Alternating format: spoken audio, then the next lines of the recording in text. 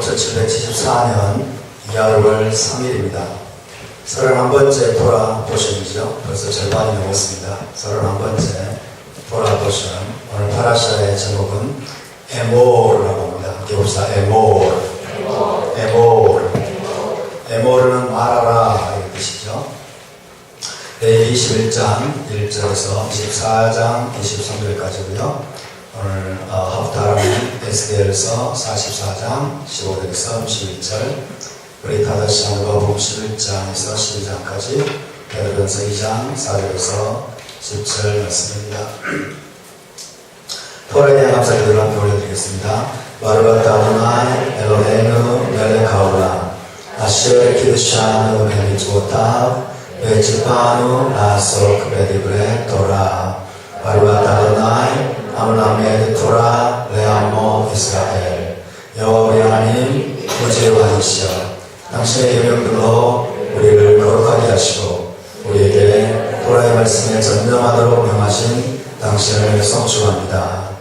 당신의 백성 이스라엘에게 토라를 주신 여호와 당신을 성축합니다. 주님, 우리가 이 말씀을 받습니다. 이 말씀을 통해 우리가 하늘의 음성을 듣는 시간이 되게 하여 주시옵소서. 우리가 쉐마한 것입니다. 당신의 음성을 듣고 우리가 깨닫고 이 말씀대로 순행하는 자들이 되게 하여 주시옵소서. 너희는 지켜 행하라. 너희는 지켜 행하라. 이것이 너희의 지혜이라고 말씀하시는 주의 음성을 우리 모두가 듣게 하여 주시옵소서. 이 말씀을 우리가 듣기만 하고 좀 행하지 않음으로 말미암아 자기를 속이는 자들 되지 않게 도와 주시옵소서. 주님, 당신의 왕권 앞에 복종합니다. 당신의 통치권 앞에 우리가 엎드립니다. 주님, 말씀하셔서 우리가 듣겠나이다. 성령께서 가르쳐 주시옵소서. 예수와 이름으로 기도하옵나이다. 아멘. 자, 오늘 파라샤 에모르라고 하는 이름, 바이크라 레위기 21장 1절에서 가져온 이름입니다. 자, 우리 함께 읽어보겠습니다. 시작. 여호와께서 모세에게 이르시되 아론의 자손 제사장들에게 말하여 이르라. 그의 백성 중에서 죽은 자를 만짐으로 말미암아 스스로를 더럽히지 말려니와. 아론의 자손 제사장들에게 말하여 이르라. 죽은 자를 만짐으로 스스로 더럽히지 말라. 자, 바이오멜 아도나이 엘 모셰. 이 네 단어는 항상 나옵니다. 토라의 반복에서. 그래서 여러분이 한번 외워버리면 좋을 것 같아요. 함께 볼까요? 바이오멜 아도나이 엘 모셰. 바이오멜 아도나이 엘 모셰. 예, 여호와께서 모세에게 말씀하시니라 이 뜻이에요. 바이오멜 아도나이 엘 모셰. 에모르 말하라. 그렇죠? 에모르. 바이오멜하고 에모르와 어근이 똑같습니다. 알렛, 멤, 레시. 에모르 엘 하코하님, 제사장들이죠. 제사장들에게 말하라. 제사장 누구냐면 브네 아하론. 그래서 브네 아하론, 아론의 아들들인 제사장들에게 말하라. 그래서 제사장들에게 주시는 명령입니다. 1차적으로는 아론 자손 제사장들에게 주시는 말씀이고, 나아가서는 하늘의 성소를 섬기는 저와 여러분들에게 주시는 메시지입니다. 할렐루야. 자, 우리 이 말씀을 전체적으로 함께 또 살펴보겠습니다. 21장부터 22장까지는 특별히 제사장이 지켜야 될 규례를 하나님이 말씀하십니다. 이 제사장들에게는 높은 수준의 정결과 거룩이 요구됩니다. 그래서 부정하게 되지 않도록 조심하라. 특별히 죽은 자를 만지지 말라. 시체를 만지지 말라. 시체를 만짐으로 인해서 너희가 부정하게 되지 않도록 조심하고, 제사장들은 합당치 않은 여인과는 결혼해서는 안 된다 라고 말씀합니다. 창녀라고 할지 혹은 이혼당한 여인이라고 할지 이런 합당치 않은 여인과는 결혼할 수 없다 라고 말씀하시죠. 그러니까 육체에 흠이 있는 제사장, 흠이 있는 제사장은 제단에 가까이 올 수 없고, 하나님의 제단에서 하나님의 음식을 차릴 수 없고, 성소에도 출입이 금지됩니다. 흠없는 제사장을 하나님이 말씀하십니다. 그리고 하나님의 성전에서 선물을 먹을 수 있는 자는 정결한 제사장과 그의 가족들입니다. 부정케된 제사장들, 신체로 인해서 혹은 부정함이 감염된 그런 제사장들은 먹을 수 없고, 또 제사장의 가족이 아닌 자들은 역시 선물을 먹을 수가 없습니다. 그 다음에 여호와께 드리는 제물, 하나님께 제물을 드릴 때 흠없는 것으로 드려라. 흠없는 것으로. 그래서 흠없는 제사장, 흠없는 제물. 하나님이 지금 이 두 가지를 함께 말씀하십니다. 하나님의 제단에 나올 때 제사장도 흠이 없어야 되고 제물도 흠이 없어야 될 것을 말씀하고 계십니다. 누구에게 주시는 말씀이에요? 우리에게 주시는 말씀입니다. 아멘. 우리가 영적인 메시지를 잘 취할 수 있기를 바랍니다.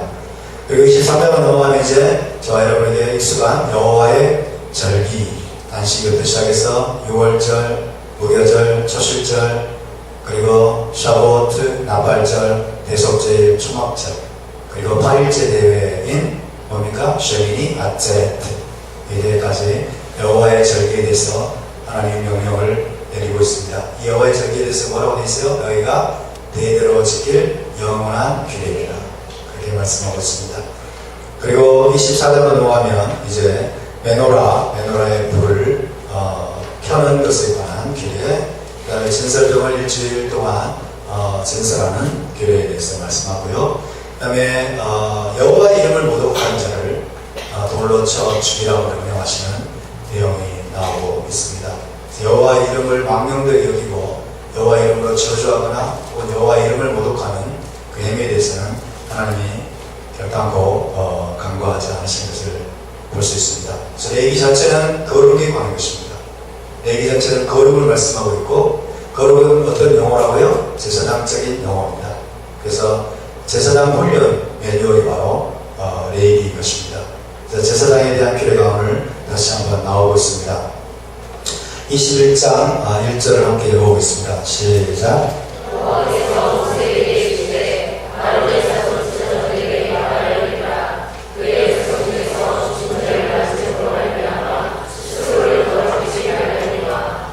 아론의 자손 제사장들에게 주시는 명령입니다. 이것은 영적으로는 멜기세의 반차를 따르는 모든 이스라엘 영적 제사장들에게 주시는 명령이라고도 말할 수 있겠습니다. 제사장은 더 높은 수준의 거룩과 정결함이 요구됩니다. 일반 백성보다도 더 높은 수준의 거룩과 정결함이 요구됩니다. 저와 여러분을 하나님의 제사장으로 부르셨습니다. 아멘. 여러분 제사장으로 훈련되고 있으십니까? 제사장적인 삶을 향해서 나아가고 계십니까? 아멘. 하나님 우리에게 더 높은 수준의 거룩을 요구하세요. 더 높은 수준의 정결함을 요구하십니다. 거룩의 반대는 뭐라고요? 평범함이십니다. 그죠? 세상 사람과 똑같은 삶을 우리가 평범한 삶을 우리가 거부해야 됩니다. 할렐루야. 그래서 주님께서 우리에게 철저하게 우리를 훈련시키고 더 높은 수준을 요구하실 때 왜 나만 그래야 되는데요? 다른 사람은 다 안 그러는데, 다른 교회는 안 그러는데 왜 우리만 그래야 되나요? 여러분 그렇게 생각하지 않기를 바랍니다. 우리의 수준을 높일 수 있기를 바랍니다. 그래서 우리가 징징대지 않기를 축복합니다. 우리 여러분과 함께 인사해 볼까요? 징징대지 마십시다. 네, 그래서 하나님이 요구하시는 수준으로 올라가기를 바랍니다. 하나님을 끌어내리면 안 돼요. 우리 수준으로. 이 세상 수준으로 하나님을 끌어내리지 말고 하나님의 수준을 우리가 토라를 통해서 계속해서 올라가는 줄 믿습니다. 여러분 수준을 높일 수 있기를 바랍니다. 할렐루야. 제사장이기 때문에 이렇게 가혹해 보이는 여러분 조건들을 하나님 말씀하시는 거예요. 제사장은 어떤 자입니까? 성전에서 성막에서 하나님을 가까이 섬기면서 하나님의 음식을 제단을 책임지고 있는 자들이기 때문에 더 높은 수준의 거룩과 정결함을 요구하시는 것입니다. 여러분 깨어있다고 하는 많은 교회들이 주님과의 친밀함을 원합니다. 주님 친밀하게 해주십시오. 주님 친밀함을 원합니다. 그럼 하나님 뭐예요? 네 수준을, 네 삶을 바꾸라고 말씀하십니다. 네 수준을, 네 삶을 바꾸라. 나하고 가까워, 나의 하나님 가까이 머물려면 정말 거룩해. 정말 정결해. 일반 백성, 멀리 있는 자들보다는 그들과는 여러분 차원이 다른 그런 삶을 살아야 되는 것입니다. 할렐루야. 이유를 배반적인 그런 삶을 우리가 행동을 보이면 안 되는 거예요. 주님과 가까이 있기는 원하고 친밀하게 원하고 삶을 안 바꾸려고 해요. 세상도 즐기고 이 땅에 평범하고 일상적인 삶 속에 여러분 빠져가지고 삶을 즐기면서도 주님과의 친밀함을 원한다고 해서 이건 말이 안 되는 것입니다. 그것은 절대적으로 말이 안 되는 얘기죠. 거룩에는 수준이 있습니다. 거룩에는 수준이 있어요. 일반 백성보다도 제사장은 더 거룩해야 됩니다. 더 거룩한 존재입니다. 대제사장은 가장 거룩한 존재예요. 이스라엘 중에서 가장 거룩한 자. 그죠? 가장 높은 수준의 거룩과 정결이 요구되는 사람이 바로 대제사장입니다. 대제사장이 일반 백성과 같은 수준을 여러분 원하면 안 되는 것입니다. 할렐루야. 성전들과 성소의 여러분 거룩의 정도가 다릅니다. 성전들보다 성소가 더 거룩하고 성소보다 지성소가 더 거룩합니다. 지극히 거룩한 것이 지성소입니다. 또 이스라엘 땅은 거룩한 땅이에요. 그러나 하나님은 예루살렘을 특별히 선택하셨어요. 그리고 예루살렘 중에서도 성전산을 선택하셨습니다. 여러분 이것은 영원한 것입니다. 아멘. 하나님 열방 중에서 이스라엘을 선택하셨어요. 그리고 이스라엘 중에서도 하나님은 예루살렘을 자신의 이름을 두시려고 선택하신 장소입니다. 그 중에서도 성전산, 하나님의 성전이 있는 그 성전산은 특별히 거룩한 곳입니다. 특별히. 그곳에서는 함부로 행동해서는 안 되는 것입니다. 그래서 여러분, 유대인들은 지금도 통곡의 벽 앞에서 통곡의 벽을 가장 거룩한 곳으로 여깁니다. 왜? 하나님의 성전이 있었던 곳이기 때문에. 그리고 그곳에 성전이 세워질 것이기 때문에. 그리고 하나님의 그 선택은 변화되지 않았기 때문에. 근데 이슬람들, 모슬렘들 여러분 보셨습니까? 그죠? 무슬림들 성전산 위에서 뭐합니까? 얘들 축구하고 피크닉하고 놀고 있잖아요. 저는 이것은 거룩한 것을 거룩하게 대우하지 않는 태도인 것입니다. 거룩이 무엇인지를 모르는 것이죠. 그래서 하나님은 더 높은 수준의 거룩을 유지하도록 더 엄격한 기준과 규례를 주시겠습니다. 하나님께로 가까이 가면 갈수록 하나님께 가까이 머물면 머물수록 어떤 면에서 어떻게 된다고요? 위험한 것입니다. 그것은 위험한 하나님은 지극히 거룩하신 분이기 때문에 굉장히 위험하기 때문에 죽임을 당할 수도 있기 때문에 조심하지 않으면 하나님의 규례대로 행하지 않으면 죽임을 당할 수도 있기 때문에 하나님은 더 높은 차원의 엄격한 기준과 규례를 주시면서 말씀하신 거죠. 그래서 우리가 거룩을 성취하는 방법이 뭡니까? 실제적인 거룩한 삶을 사는 방법은 하나님의 계명을 지켜 행하는 것입니다. 토라에 대한 순종입니다. 이것이 구체적인 거예요. 거룩 그러면 일반 기독교인들은 너무 애매모호. 그냥 도덕적인 걸 생각해요.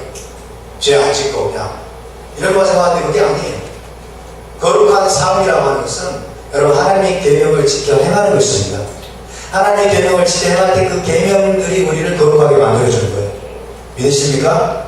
토라에 대한 순종. 그래서 우리가 하나님의 계명을 배워야 되고 알아야 되고 토라를 계속해서 우리가 공부해 나가야 하는 것입니다. 아멘. 그래서 하나님의 계명들로 우리를 거룩하게 하소서. 그래서 바로가 다도나 엘로헤누 멜레카올라 아쉘 키르샤누 베미츠보타. 그죠? 당신의 계명들로 우리를 거룩하게 하시는 분. 하나님은 그분의 계명들로 우리를 거룩하게 하시는 분이십니다. 여러분 계명을 따라 살고 계십니까? 하나님의 명령을 따라 살고 계십니까? 토라에 순종하며 살고 계십니까? 그렇지 않다면 우리가 생각하는 거룩은 내 수준이에요. 하나님의 계명이 아니면 하나님의 명령이 아니면 여러분 우리가 생각하는 거룩은 거룩이 아니라고 말할 수 있겠습니다. 자, 제사장에게 하나님은 특별히 죽은 자를 만지지 말아라.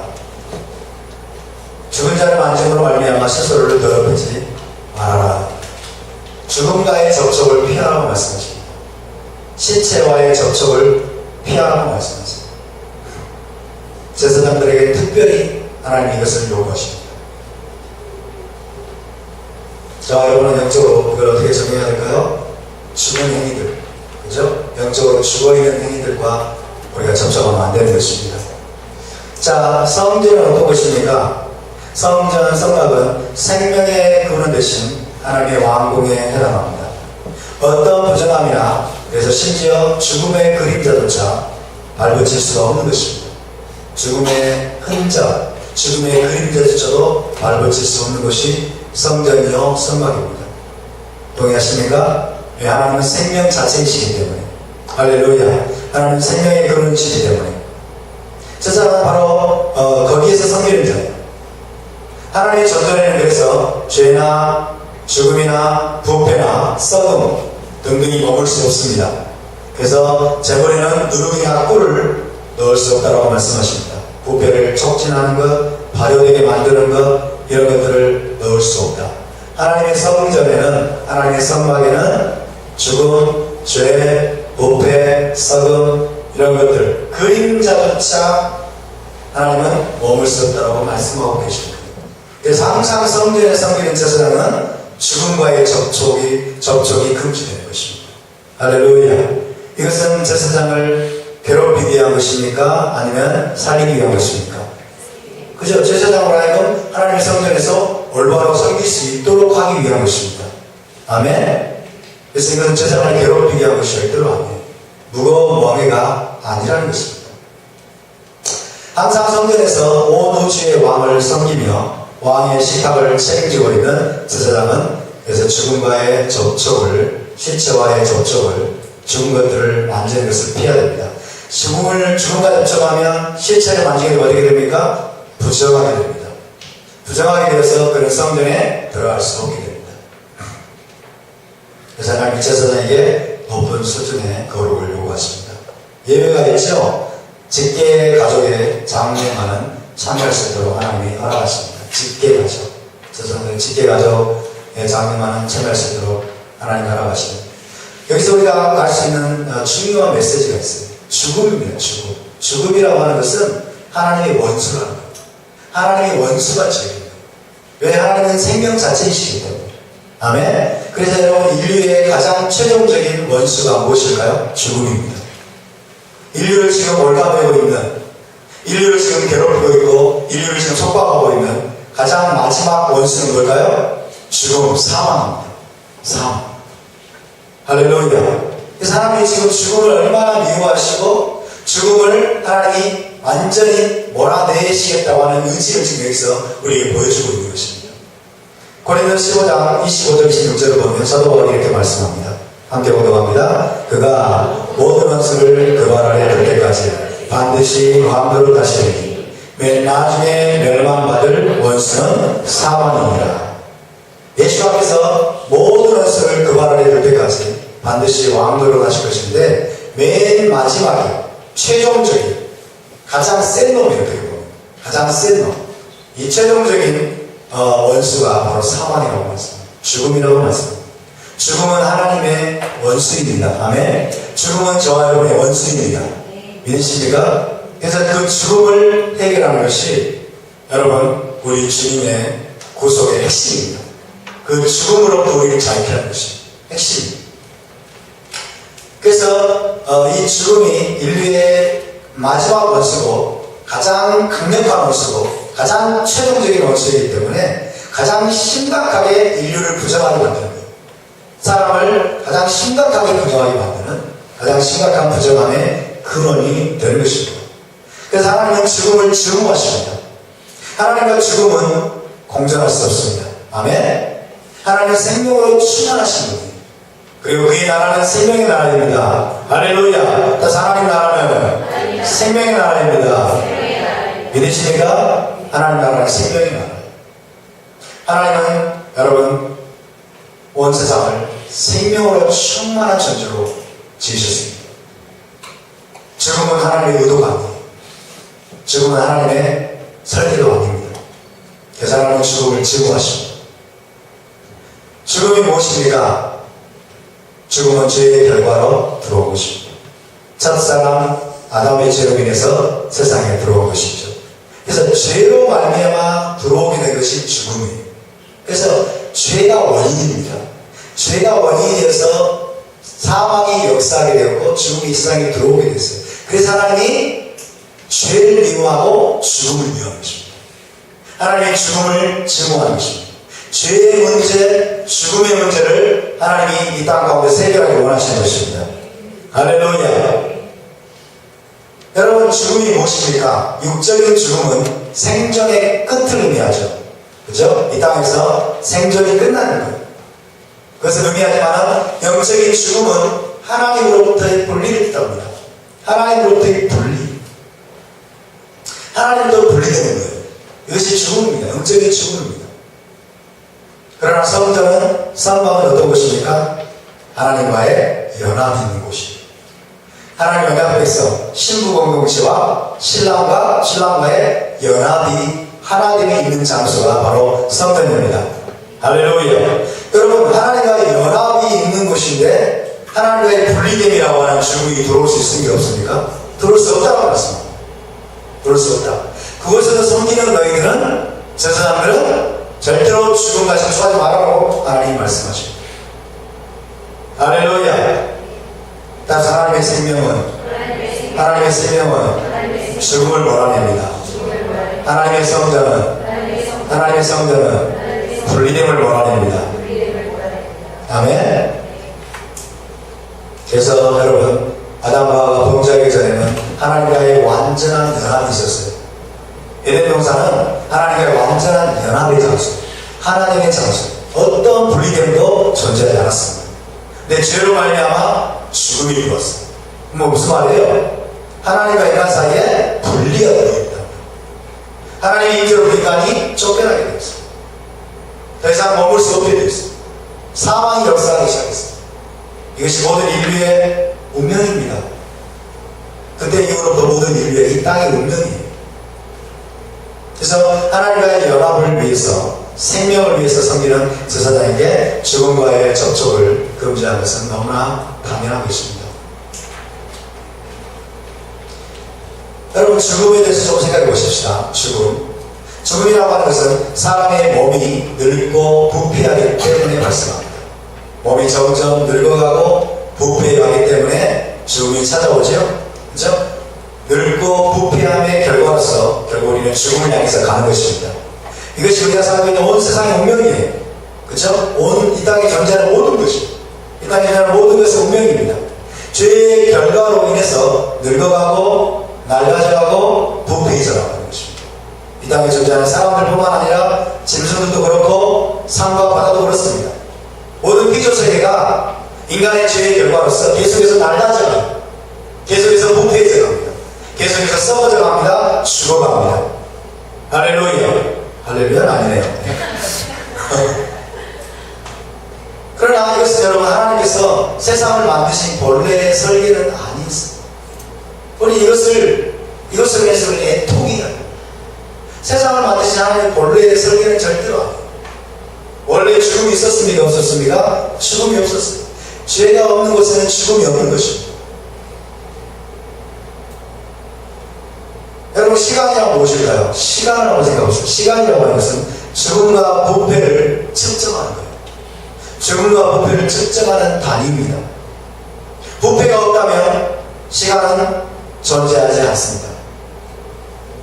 그래서 죽음과 부패의 과정을 측정하는 방식입니다. 재밌죠? 시간은 죽음과 부패를 측정하는 단위예요. 죽음과 부패. 자, 우리가 60년을 살았다. 그럼 뭐예요? 60년 동안 계속해서 부패해 왔다는 것입니다. 태어나자마자 인간은 부패를 향해서 달려가요. 죽음을 향해서 달려갑니다. 그래서 죽음을 측정하는 단위, 부패를 측정하는 단위, 썩어져가는 것을 측정하는 단위가 바로 시간. 부패가 없다면 시간은 없습니다. 마일과 피트와 인치와 미터 등등, 이런 것들은 물리적인 3차원을 측정하는 단위입니다. 길이와 높이와 두께, 이 물리적인 존재들의 3차원을 측정한 단위가 마일, 피트, 인치, 킬로미터, 이런 것들이죠. 마찬가지로 시간은 물리적인 존재의 부패를 측정하는 단위, 부패를 측정하는 단위. 30년 이상 부패해 보신 분, 부패하신 분 한번 들어보세요. 30년 이상 부패한 우리는 전체입니다. 그렇죠? 여러분의 나이는 뭐라고요? 여러분의 부패의 정도를 측정하는 날입니다. 어쩔 수 없어요. 이것이 이 땅의 운명이에요. 세상에 존재하는 모든 존재의 운명입니다. 이것이 저희 결과예요. 자, 영적 세계에 속한 것들은 어떻습니까? 영적 세계에 속한 것들은 첫 번째로 물리적 존재가 아니기 때문에 피트와 인치로 측정이 불가하죠. 그렇죠? 피트, 인치로 측정이 불가해요. 두 번째로 썩지 않기 때문에 영적 존재들은 썩지 않기 때문에 시간의 제약을 받지 않습니다. 그래서 부피가 없으면 시간도 없는 거예요. 부피가 없으면 시간도 없습니다. 영적인 존재들은 물리적인 존재가 아니기 때문에 피트와 인치로 측정이 불가하고 그 다음에 썩지 않기 때문에 부피하지 않기 때문에 시간의 제약을 받지 않습니다. 예수께서는 부활하심으로 말미암아 영적인 스피리추얼 바디가 되셨죠. 스피리추얼 영적 존재가 완전히 영적 존재로 변화됐어요. 그래서 시간의 제약을 받지 않는 거예요. 시간의 제약을 받지 않으니까 공간이 자꾸 주님 안 받으셔요. 할렐루야. 답사 부패가 없으면 시간도 없다. 여러분 성경이 영원성이나 혹은 영원한 것들을 말할 때 이것들은 영적인 용어들입니다. 그래서 엄청나게 긴 시간의 개념을 말하는 것이 아니에요. 물론 이렇게 말할 때도 있습니다. 엄청나게 긴 시간, 그죠? 영원한 기회라 할 때는 엄청나게 긴 시간을 뜻하기도 합니다. 항상을 뜻하기도 하고 올라마세가 존재하는 한 영원히 그렇게 말할 때도 있지만은 그러나 보다 근본적으로 영원이라고 하는 것은 시간이 존재하지 않는 것입니다. 시간이 존재하지 않는 것입니다. 영원, eternity. 시간이, 하나님께는 시간이 여러분 존재합니까? 존재하지 않습니까? 하나님 시간이 너머에 계세요. 하나님 시간이 너머에 계십니다. 여러분 하나님이 시간을 창조하셨어요. 아멘. 하나님이 시간을 창조하셨단 말은 하나님은 시간 밖에 계시다는 뜻이죠. 하나님이 우주를 창조하셨어요. 그만 하나님 우주 밖에 계시다는 거예요. 우주 너머에 계시다는 거예요. 그러니까 하나님은 얼마나 놀라운 분입니까? 하나님 정말 놀라운 분이세요. 그래서 하나님은 어떤 분이세요? 영원하신 분이십니다. 시간이 존재하지 않기 위해서는 어떻게 해야 돼요? 죽음과 부패가 없어요. 시간이 존재하지 않기 위해서는 죽음과 부패가 없어요. 하나님이 계시는 하늘, 하나님이 계시는 것을 하늘이라고 말합니다. 하늘은 죽음과 부패가 없는 영적 세계를 말합니다. 거기에는 시간이 존재하지 않는 곳이죠. 하나님이 계시는 곳은 하늘입니다. 그곳에는 죽음과 부패가 있어요? 없어요? 없습니다. 그 말은 시간이 없다. 시간을 초월해 계십니다. 시간의 구애를 받지 않았어요. 시간의 지배를 받지 않았어요. 할렐루야. 그것이 우리 하나님이십니다. 믿으십니까? 믿어주십니까? 상상이 가십니까? 상상이 잘 안 가요. 왜? 우리는 시간을 벗어나고 되었기 때문에. 그렇죠? 시간을 벗어나고 싶은 하나님 사람 들어보세요. 시간을 벗어나고 싶은 분 없어요. 모든 인간은 시간의 제약을 받습니다. 이것을 말씀드린 이유가 무엇입니까? 하나님의 갈망한 목적을 여러분께 말씀드리기 위함이에요. 하나님의 갈망한 목적이 무엇이냐? 그 영적인 하늘, 영원성을 이 땅에 내리는 거예요. 아멘. 죽음과 부패로 인해서 시간의 지배를 받고 있는 이 땅에, 이 세상에 영적인 하늘을, 영원성을, 시간의 지배를 받지 않는 그것을 이 땅에 가져오는 것이 하나님의 갈망의 목적입니다. 그것이 계시록 21장 22절입니다. 할렐루야. 새하늘과 새 땅은 여러분 영원의 시대입니다. 시간이 없는 시대입니다. 아멘. 시간의 지배를 받지 않을 것입니다. 그 말은 무슨 말인가요? 죽음과 부패가 완전히 정복당한 것입니다. 죽음과 부패가 완전히 사라진 시대입니다. 이 시대가 여러분 우리 앞을 기다리고 있음을 믿으시기 바랍니다. 우리가 그때를 향해서 지금 가고 있는 것입니다. 할렐루야. 첫째 아담의 범죄로 말미암아 여러분 세상의 모든 존재에 죽음과 부패가 들어왔습니다. 아담의 범죄가 세상의 모든 존재에 죽음과 부패를 가져왔습니다. 모든 피조물에게 영향을 미쳤습니다. 이때부터 타락한 세상은 시간의 지배를 받게 되었습니다. 하나님은 죽음과 부패가 완전히 제거된 그리고 시간의 지배를 받지 않는 완전하고도 영원한 세상을 회복하고자 하십니다. 누구를 통해서? 예수와를 통해서. 할렐루야. 그래서 예수께서 부활하신 것입니다. 우리도 부활하게 될 것입니다. 죽음과 부패를 극복하게 될 것입니다. 죽음과 부패로 우리는 여러분 완전하게 구원을 받고 구속을 받게 될 것입니다. 할렐루야. 에덴 동산의 완전한 회복이죠. 이제 범죄 이전의 세계, 타락하고 부패하기 이전의 세계로 하나님께서 완전하게 되돌려 놓으시는 것이 하나님의 갈망입니다. 그러나 사실은 에덴 동산보다도 훨씬 더 좋은 상태, 훨씬 더 완전한 상태. 믿으십니까? 그때는 여러분, 저와 여러분이 아담과 하와와 같지 않은 것입니다.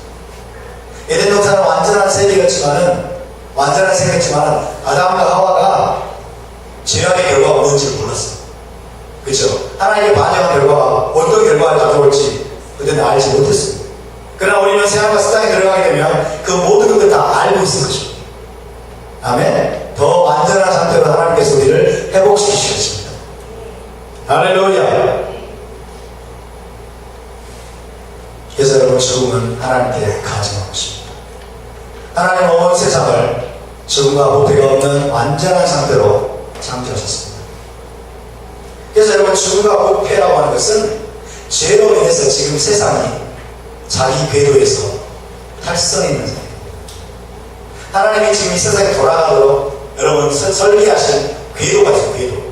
하나님이 이 세상을 계속해서 돌아가도록 하나님이 설계하신 그 궤도에서 세상에 지금 탈선해 있어요. 죽음이 들어와 있어요. 부패가 있습니다. 죄가 만연합니다. 지금 세상이 여러분 자기 궤도에서 탈선해 있어요. 우리가 우리 삶 속에서 죄를 몰아내고 하나님의 말씀에 우리가 순종하면 순종할수록 이 세상을 원래의 궤도로 돌아오게 하는 일을 우리가 하나님과 동역하고 있는 것입니다. 할렐루야. 이것을 테큰 올라움이라고 해요. 세상을 고치고, 세상을 회복시키고, 만물을 회복시키고, 세상을 원래의 상태로 되돌이키는 그 일에 우리 하나님과 협력하는, 동역하는, 여러분 테큰 올라움의 삶을 사시기 바랍니다. 테큰 올라움의 삶은 하나님의 계명을 준행하는 것입니다. 하나님의 명령대로 사는 것입니다. 토라대로 우리가 순종하며 여러분 행동하는 것입니다. 그것이 테큰 올라움의 삶입니다. 어쨌든 그래서 하나님은 죽음을 굉장히 하나님은 미워하시고 가증히 여기십니다. 이 말은 무슨 말이냐면 모든 죄를 미워하시다는 의미가 내포되어 있어요. 왜? 죽음은 죄의 결과를 받기 때문에.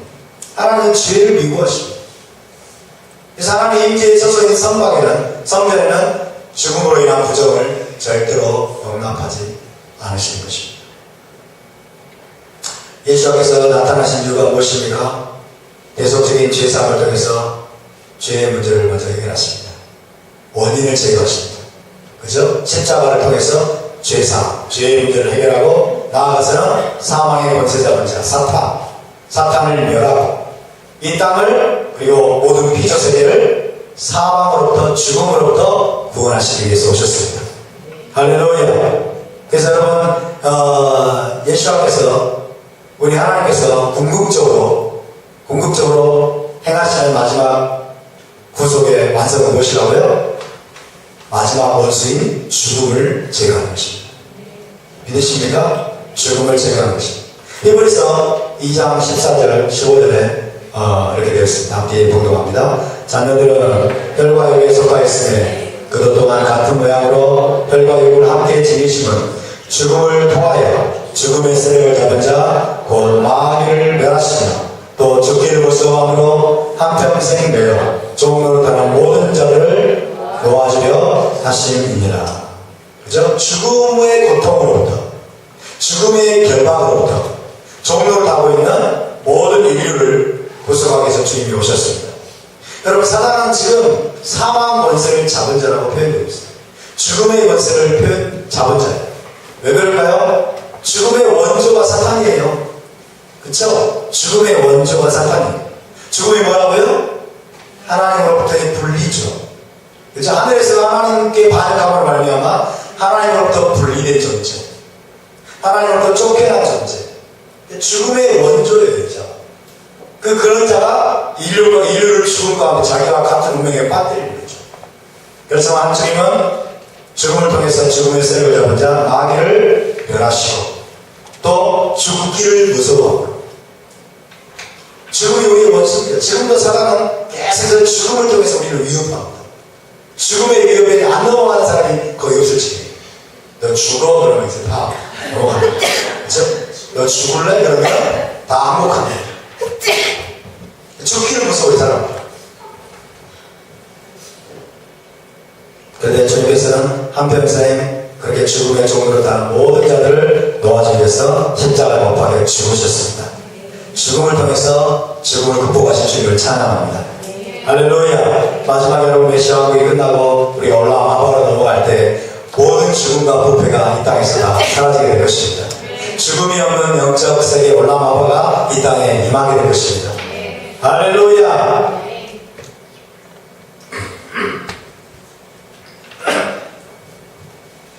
제사장에 대한 기회를 계속해서 배워보겠습니다. 21장 2절 3절을 보도록 합니다. 시작.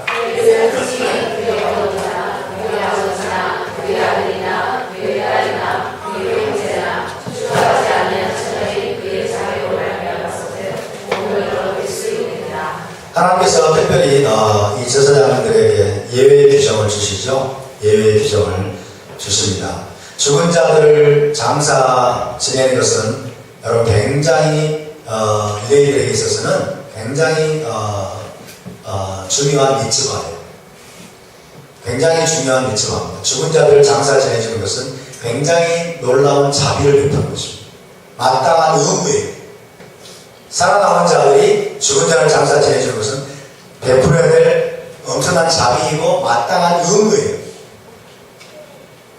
그런데 지금 하나님은 제사장들에게는 죽은 자를 만지지 말아라, 접촉하지 말아라, 죽음을 인해 부정하게 되지 말아라 하시면서 죽은 자를 장사 지내줄 수 있는 자비에 못하게 하십니다. 그렇지만 제사장들에게 예외를 두십니다. 직계 가족으로 인해서는 부정하게 될 수 있다라고 말씀하세요. 직계 가족으로 인해서는 너희가 부정하게 될 수 있다. 부정하게 될 수 있다. 직계 가족은 6명입니다. 성경에 보면 어머니, 아버지, 아들, 딸, 형제, 결혼하지 않은 자매의 죽음으로 인해서는 부정하게 될 수 있다. 부정하게 되는 것 자체가 죄는 아니에요. 부정하게 되는 것 자체가. 왜? 정결케 되는 과정을 거치면 되니까. 정결하고 다시 회복하면 되니까. 그죠? 미크와 이불 속에 몸을 담그고 해지기까지 기다렸다가 여러분 이제 지나면 어떻게 돼요? 다시 정결함이 회복되니까. 성전에 들어서 다시 섬길 수 있게 되기 때문에 예외적인 케이스, 이런 경우는 여러분 굉장히 드문 케이스겠죠? 어머니, 아버지가 아들과 딸이 형제와 결혼하지 않은 자매가 죽는 경우는 평생에 몇 번 안 돼요. 하나님은 이 특별히 예외적인 케이스를 인정하시는 겁니다. 인정하시는 걸 말미암아 이들로 하여금 직계 가정에 대해서는 자비를 베풀라고 합니다. 자비를 베풀라고 말씀하십니다. 그러나 이 경우 외에는 어떤 장례식도 참석해서 안 돼요.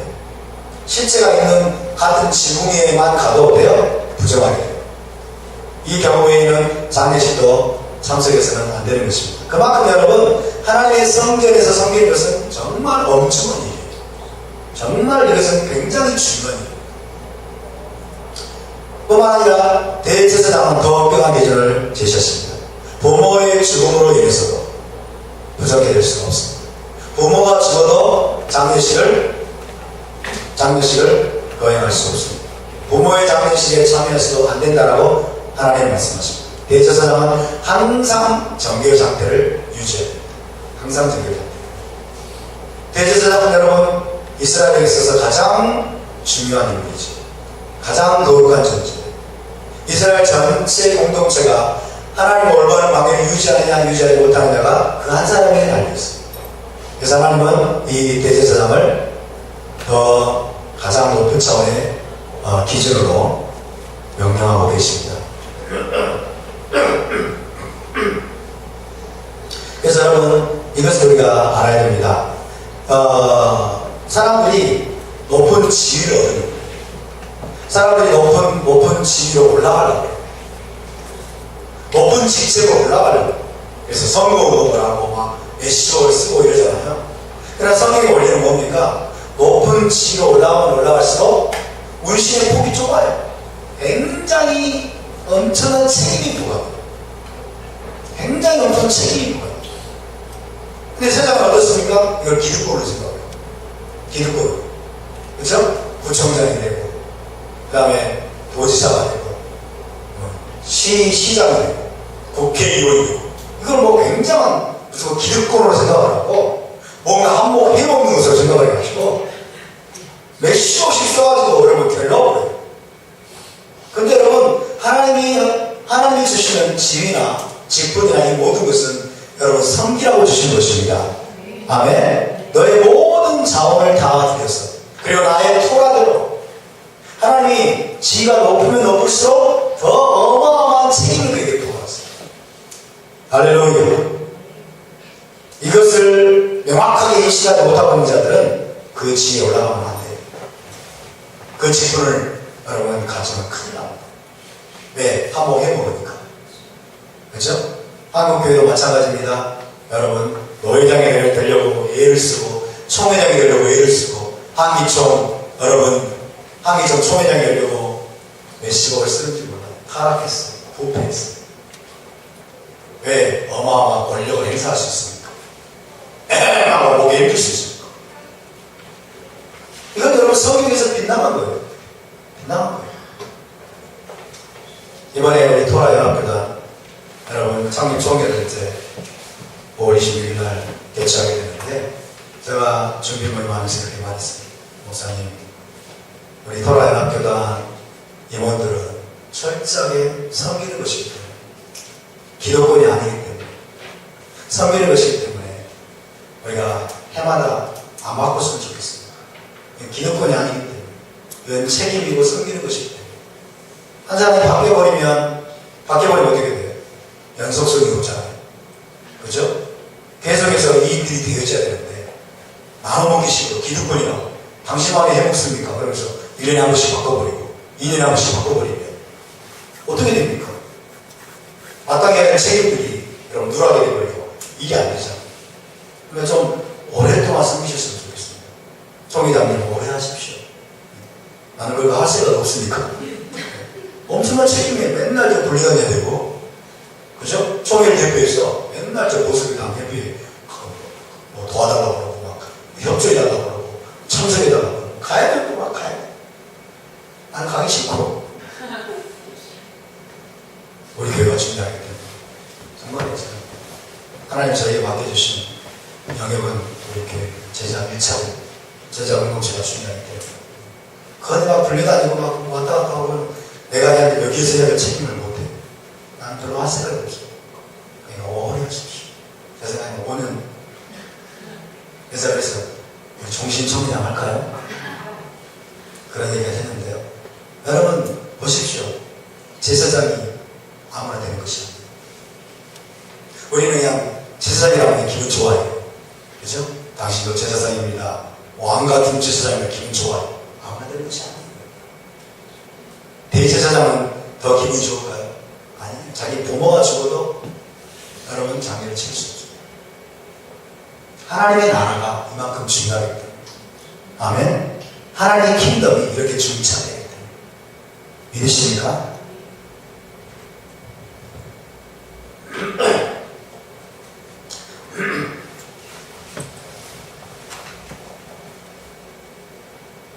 근데 여러분 여기 보면요, 제사장의 아내가 포함되지 않습니다. 직계가족을 위해서는 부족이 될 수 있다고 말씀했는데 어머니와 아버지와 아들과 딸과 형제와 결혼하지 않은 자매의 죽음으로 인해서는 부족이 될 수 있다. 그런데 제사장의 아내가 포함되지 않아요. 왜? 생물학적 이혈이 아니기 때문에 그런 것 같아요. 표면적인 이유로. 그래서 아내가 죽을 경우에는 제사장은 아내의 장례식에도 참석할 수가 없습니다.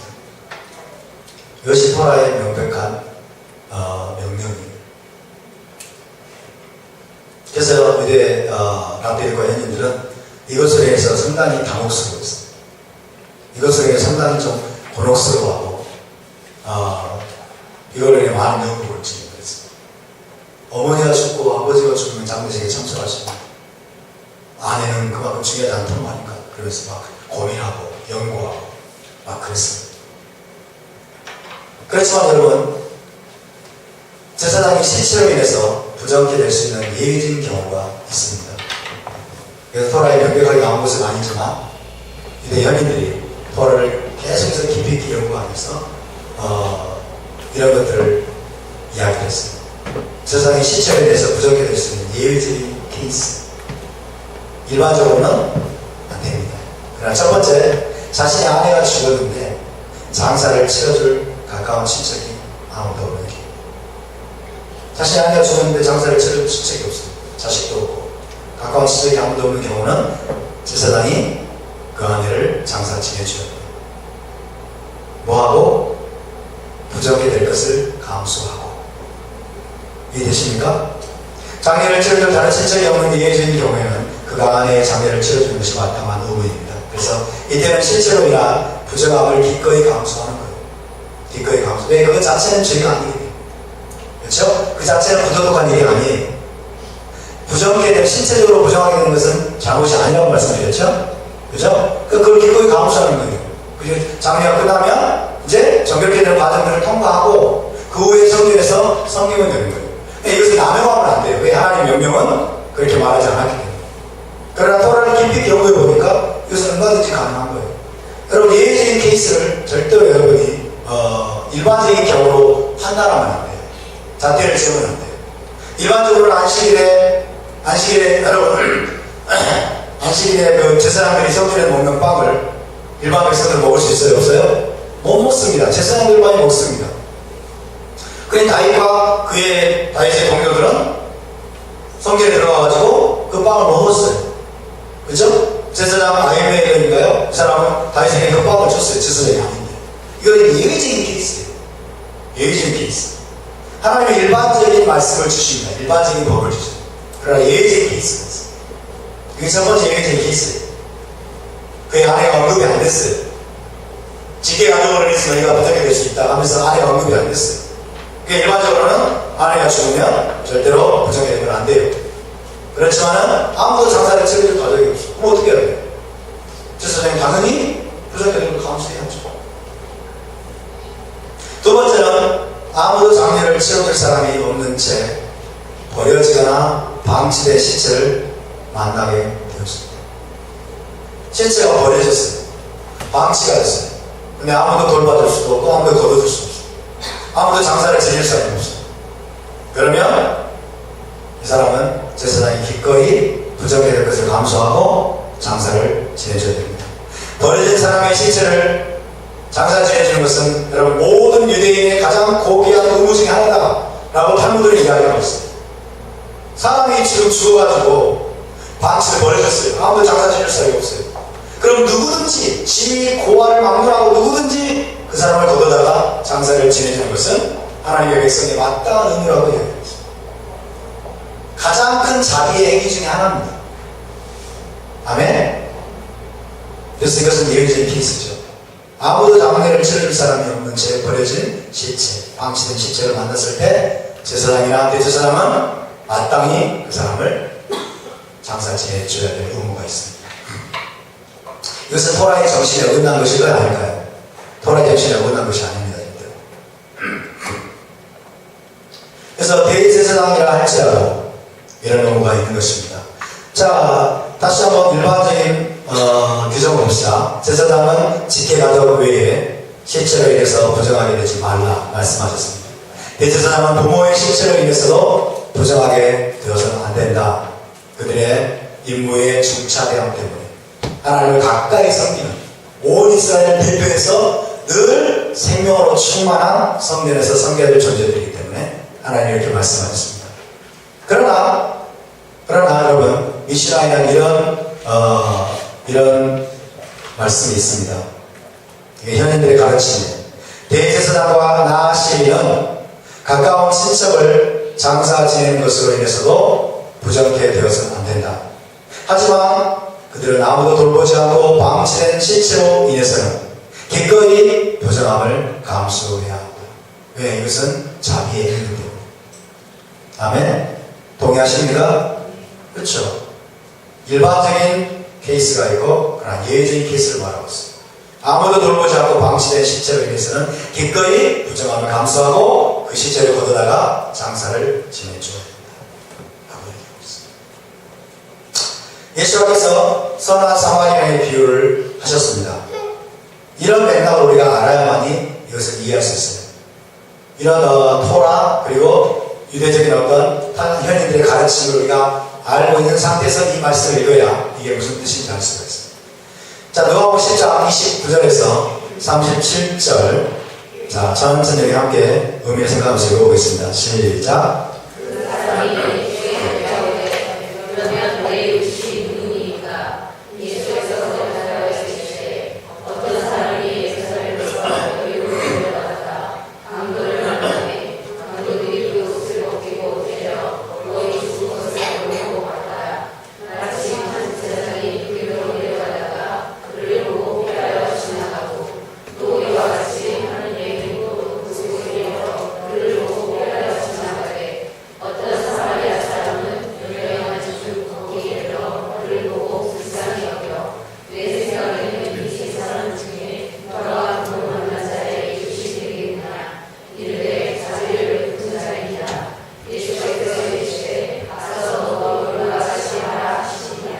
예, 어떤 사람이 물었습니다.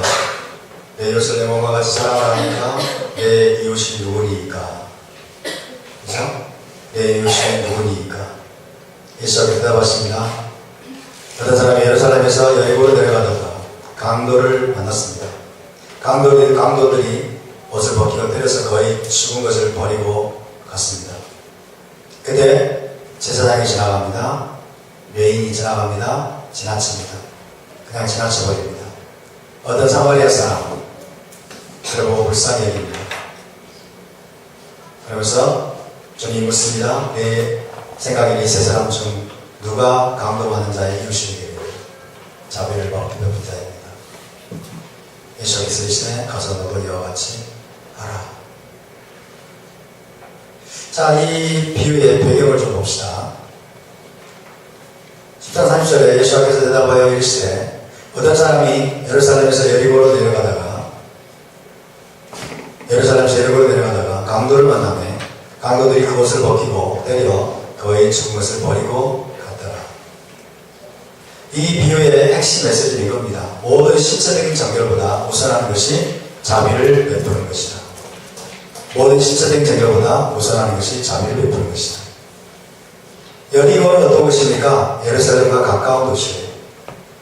예루살렘으로 가는 길, 그죠? 예루살렘의 길목과 같은 곳인데, 예루살렘으로 가는 길은, 여리고에서 예루살렘으로 가는 길은 아주 험악해서 과거에 실제로 강도들이 자주 출몰했던 것으로 유명하다고 합니다. 그러니까 주님의 비유는 지금 아주 적절해요. 아주 적절합니다. 실제 있을 수 있는 그런 것들을 지금 들어서 비유를 들고 계십니다. 실제로 갈릴리에서 예루살렘으로 올라갈 때 여러분 요단강 건너편에서 쭉 내려와가지고 요단강 건너서 들어오게 되면 여리고입니다. 여리고에 딱 오게 되면 예루살렘에 다 왔구나. 예루살렘 다 왔구나. 그래가지고 그때부터 시편 이제 성전으로 올라가는 노래를 부르기 시작합니다. 그래서 여리고에서 예루살렘으로 올라가야 되는 거예요. 얼마 멀지 않습니다. 근데 그 길이 아주 험악해요. 그래서 강도들이 자주 실제로 출몰했던 것입니다. 그런데 탈무드에 따르면요, 제2성전이 있었을 때 절반 정도의 레위인들과 제사장들이 여리고에 거주했다고 해요. 절반 정도의 레위인들과 제사장들이 여리고에 거주했어요. 그러면 우리가 뭘 생각할 수 있습니까? 날마다 이들이 여리고와 예루살렘을 왕래했던 거예요. 레위인들과 제사장들이 여리고와 예루살렘을 왕래한 거예요. 여리고에. 그래서 지금 이 강도는 어때요? 어떤 사람이 예루살렘에서 여리고로 내려가다가 강도를 만났죠? 그 길목에서 지금 거의 죽은 것처럼 되어버렸어요. 근데 지금 실제로 레위인들과 제사장들이 지나가는 거예요. 아마도 지금 예수께서 비유로 들고 있는 이 레위인 제사장들은 성전으로 예루살렘에 올라가는 길이었을 거예요. 그래서 예루살렘 성전으로 향하던 레위인과 제사장이 뭘 생각했겠습니까? 실체와의 접촉으로 인한 신체적인 부정을 생각했을 거예요. 그렇죠? 왜? 거의 죽었기 때문에 죽은 자라고 생각했던 거예요. 그래서 이 사람들이 죽은 사람을 외면한 이유가 뭐예요? 지금 예루살렘 성전으로 올라가고 있기 때문에, 그렇죠? 죽은 사람을 만져가지고 부정하게 되면 성전에 못 들어가요. 성전에 못 들어가니까 버리고 와버려요.